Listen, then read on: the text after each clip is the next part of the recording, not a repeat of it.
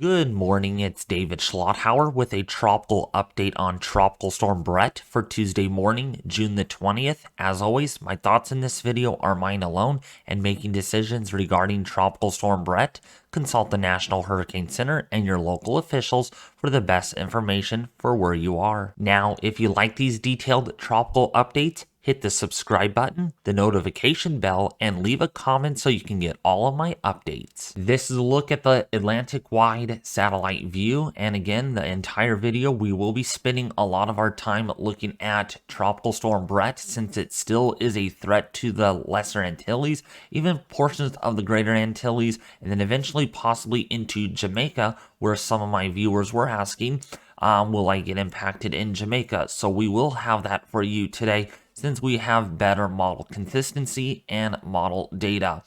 Then at the very end of the video, we will briefly talk about what's going on behind Bret, since Invest 93L has now an 80% chance of tropical formation within the next few days or so. So here's a look at the close and zoomed in view on Tropical Storm Bret, and this system has not evolved a whole lot since yesterday morning. At least we can see where the low level center is. In fact, if I just slow this down just a little bit, you can see semblance of surface low rotation with the spiraling bands of low level clouds. We have deep convection that is pretty explosive on the eastern side, a little bit of a convective band that is on the western side, and also some convective banding also on the northern side. But what we're starting to begin to see here is that the system is becoming slightly asymmetrical. It's becoming a little bit more lopsided, with the majority, if you kind of weight this all down, a lot of the deep convection honestly is happening on the eastern side of the cyclone, which means there is a semblance, just a hair, of westerly shear that is beginning to tug on the system just a little bit. Even so, the system has slowed down a little bit. The shear is going to soon increase, and we're already starting to see some of that shear increase. When we take a zoomed out view, we can see if we pay close attention, let me slow this down so you all can see a little bit better. See these kind of cloud filaments off towards the west here? I showed this yesterday too. See how they're getting blown off into this general direction? Take note of the low level flow here, which is generally out of the east, but we have our upper level flow that is generally out of the south-southwest. This is a southwesterly component of shear that is going to soon encroach onto onto tropical depression or Tropical Storm Bret. There we go. And so what we're seeing here is a semblance of shear and really dry air, since a lot of these thunderstorms over here are collapsing and creating outflow boundaries, which means we have evaporative cooling aloft due to the dry air that is in place. Another cool tool that I like to use from tropicaltidbits.com is the water vapor satellite imagery. This gives us an idea on how moist the atmosphere is. And so we have darker gray colors developing, and they're getting even darker a little bit, which means we have some sinking, we have some subsidence in the atmosphere. So we have air that is sinking, it's warming a little bit, and it's drying out a little bit too. And this is true because when we see these thunderstorms here, they are collapsing, they are not sustaining themselves, and the whole ingredient you need for tropical storms to develop into hurricanes is you need a sustainment of deep thunderstorm convection. We are seeing a little bit of that, I guess, with Tropical Storm Bret, but it's becoming less of a chance for it to become a hurricane today, because of the drier air that is already starting to encroach onto the system slowly but surely. Actually, Invest 93L looks a lot more healthier than, I guess, Tropical Storm Bret. Not that Tropical Storm Bret is not organized at all, but it hasn't become any better organized since yesterday. So now let's take a look at the latest text discussion. A lot of you absolutely love this. You love my videos, you love the details, so I'm going to keep this up so you all can stay ahead of the system. So this is a look at the 5 a.m. advisory for Tuesday, June 20th, 2023 on the text product from the National Hurricane Center. Although Bret remains a well-organized tropical cyclone on satellite imagery, its overall appearance has changed little since yesterday evening, okay? The cloud pattern consists of a developing CDO with some banding features mainly over the eastern portion of the circulation. So again, with what they're saying, it's mainly weighted on the eastern side. All right. Cirrus motions show that the upper-level anticyclonic outflow pattern remains well-defined. Subjective Dvorak intensity estimates from TAFB and SAB are at 35 knots, and the objective ADT estimates from the University of Wisconsin are near this value. Therefore, the advisory is being held at 35 knots for this time. Bret continues to move slightly north of due west or at about 280 degrees at about 15 knots.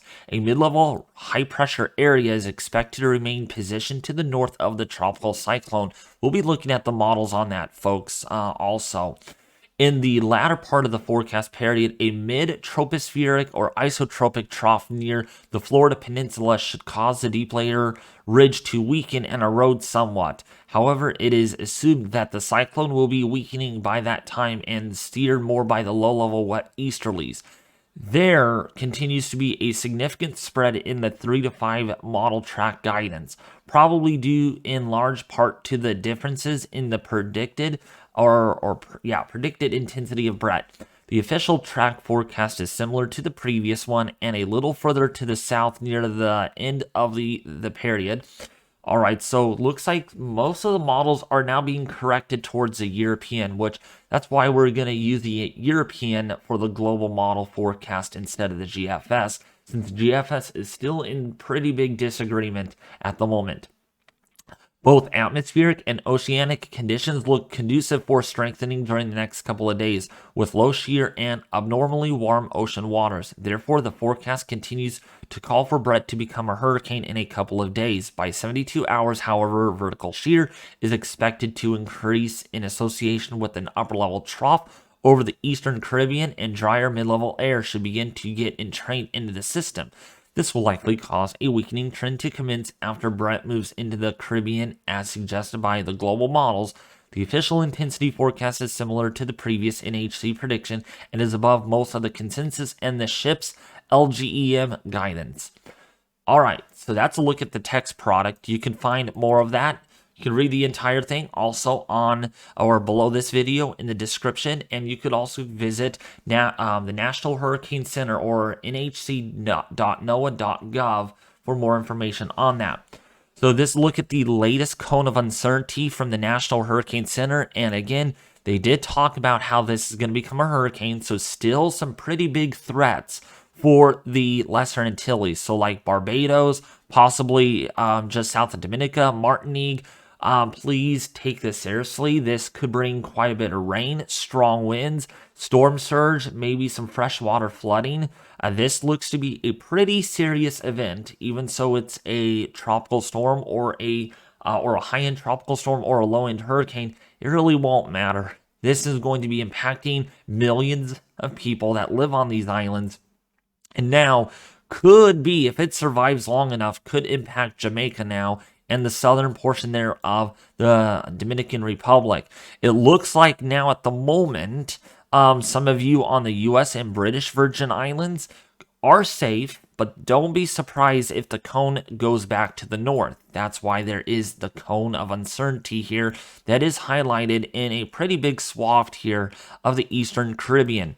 Winds right now are at 40 miles an hour, and it is moving to the west at 17. I forgot to show you the intensity forecast, but you can see 40, and it's expected to reach barely 75 miles an hour, and I've been predicting that the entire time. I'll show you my latest predictions here in just a little bit. Bret is forecast to initially strengthen and move across the Lesser Antilles near hurricane intensity on Thursday and Friday. bringing a risk of flooding from heavy rainfall, strong winds, and dangerous storm surge and waves. Given the larger than usual uncertainty in the track forecast, it is too early to specify the location and magnitude of where these hazards could occur. However, everyone in the Lesser Antilles, Puerto Rico, and Virgin Islands should monitor the updates to the forecast for Bret and have their hurricane plan in place. For more information, you can go to hurricanes.gov for the latest information for where you're at. So here's a look at the most likely arrival time of tropical storm force winds, and we have seen some changes today since we did yesterday. It looks like now Thursday night, even into Friday morning for the Lesser Antilles. This includes for Barbados. This includes for St. Lucia. This includes for Martinique if you are on Dominica. Please be aware of that you could still get tropical storm force winds. And right now there is a 30 to 50% chance that you could see tropical storm force winds by Thursday night. Probably by Friday night if you are on Puerto Rico, but there's only a 5-10% chance of that occurring. And even so, there is no chances of tropical storm force winds at the moment for Jamaica.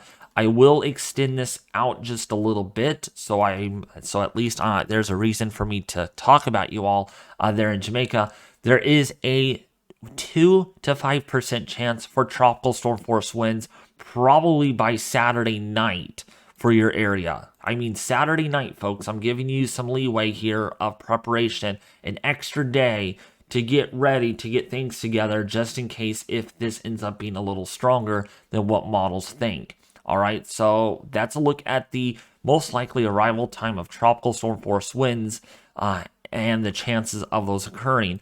Trinidad and Tobago, 5 to 10% chance of those winds occurring for you all. So now we're going to take a look at our numerical guidance, all right? I'm not going to show you the GFS because it is a little aggressive still at indicating that this would likely become a very strong hurricane. We're probably going to focus more on the European model in this video, and also to make the video a little shorter because I have to be somewhere at around 10 o'clock this morning until about 3:30 this afternoon.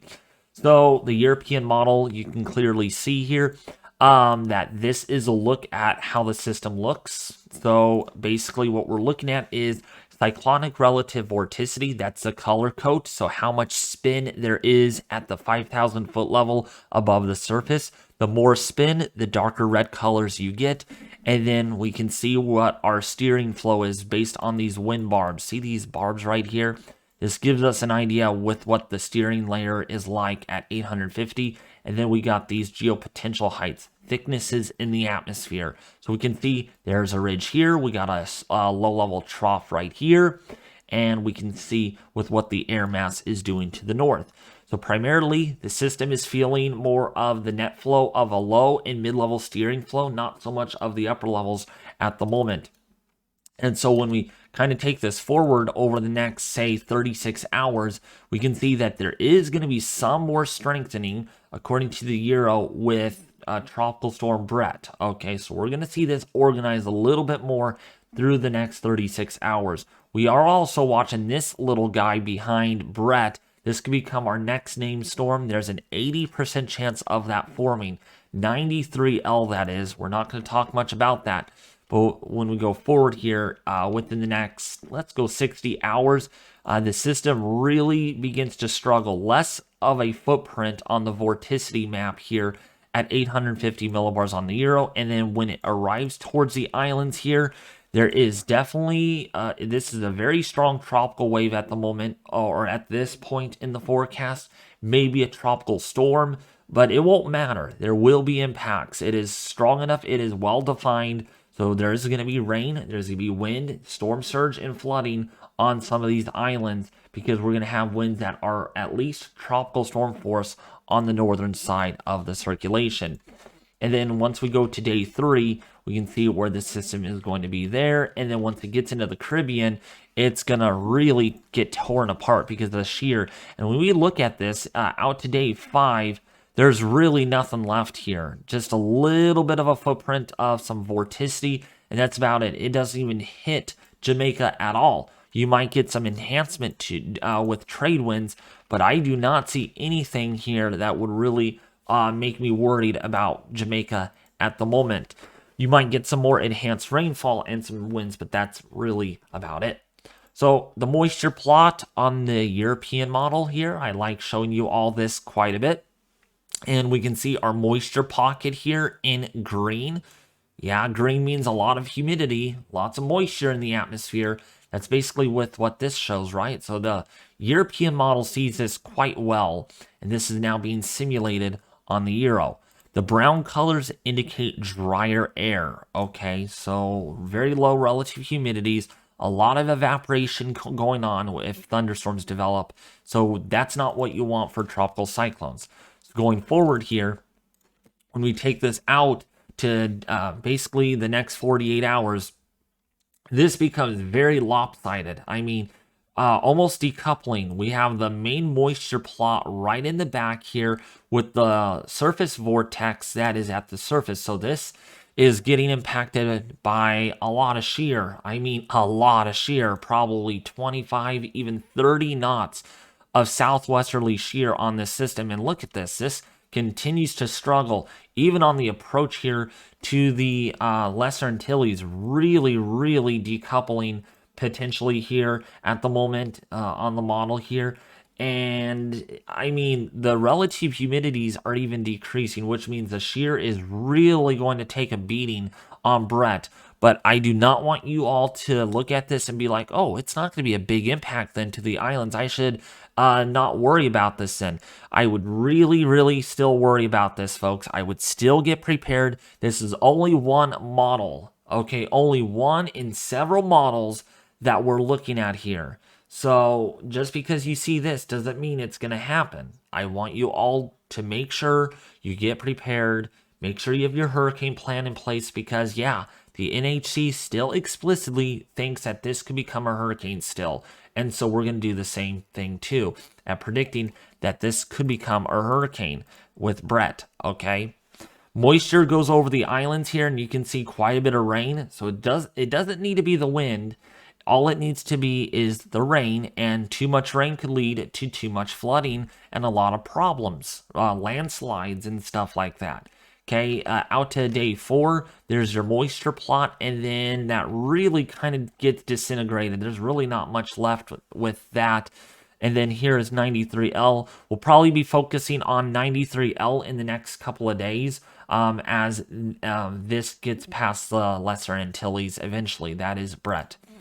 All right, so how is Bret being steered by? Well, if we look at our 850 millibar cyclonic vorticity, 500 millibar height plot, and 200 millibar wind plot, we can see that there is still outflow that is well established, mainly on the western sides and the northern and eastern sides of the system. But please don't let that fool you. We are seeing shear that is encroaching underneath the cirrus outflow. So if we look at this, we can see some of these cirrus clouds, okay, at the very end of the loop here.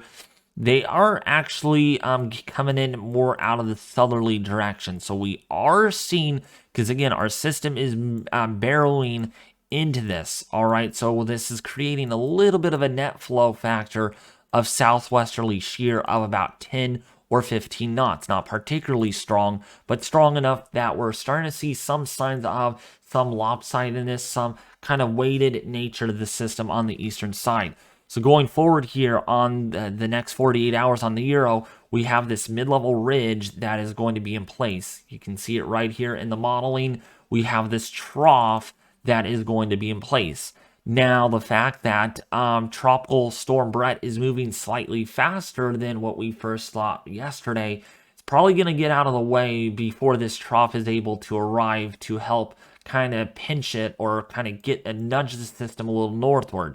So the system is probably going to be underneath the influence of this next ridge, and so the continuation for this to go west now seems a much better agreement, much higher chance than with what it would otherwise go, make it go to the north here because of a deeper vortex, and the vortex here is shallower and weaker. It's going to be able to head west further.